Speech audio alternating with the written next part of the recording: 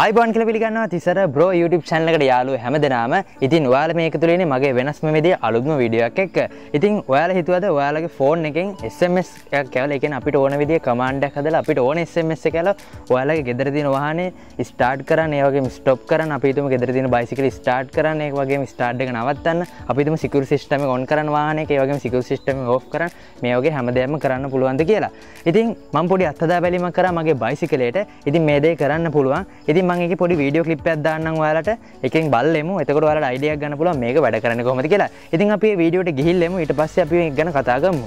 බයිසිකලේ යතුරු ගන්න මේක මේ විදිහට ඔෆ් කරලා ඊට පස්සේ අපි ෆෝන් එකෙන් තමයි මේක අද මම ස්ටාර්ට් කරන්නේ. ඉතින් යතුරු මගේ අතේ තියෙන මම දැන් ෆෝන් එක අරගෙන මේකට මැසේජ් එක ගාලා මම මේක ස්ටාර්ට් කරන්න. ඉතින් මෙන්න මේ විදිහට තමයි මම ස්ටාර්ට් කරන්නේ. මේක SIM එක මම මේ විදිහට අරගෙන SMS එකක් යවනවා. contact වලින් මම ගන්නම් මේ ඇතුලේ තියෙන SIM නම්බරේ. ඊට පස්සේ මම මෙතන ටයිප් කරන්නේ ස්ටාර්ට් කියලා. මම ඒක ටයිප් කරන්නම් මෙහෙම. හරි, ඔයාලා දකින්න ඇති ස්ටාර්ට් කියලා ටයිප් කර දැන් මම මේක සෙන්ඩ් කරන්න. යතුරු මගේ අතේ තියෙන්නේ. දැන් බයිසිකල් ස්ටාර්ට් ඔයාලට බලා ගන්න පුළුවන්. ඔයාලා දකින්න ඇති යතුරු මගේ අතේ තියෙන. ඉතින් මම ෆෝන් එකෙන් තමයි මේක ස්ටාර්ට් කරේ. මම දැන් ඔයාලට බයිසිකලේ ඕෆ් කරලා පෙන්නන්නම්. ඒත් යතුරු මගේ අතේ තියෙන්නේ. ඉතින් මම මෙතන මම ඒකට ස්ටොප් කියලා ටයිප් කරන්නේ. ඔයාලා පේනවාද ස්ටොප් කියලා ටයිප් කරා. මම දැන් මේක සෙන්ඩ් කරන්න.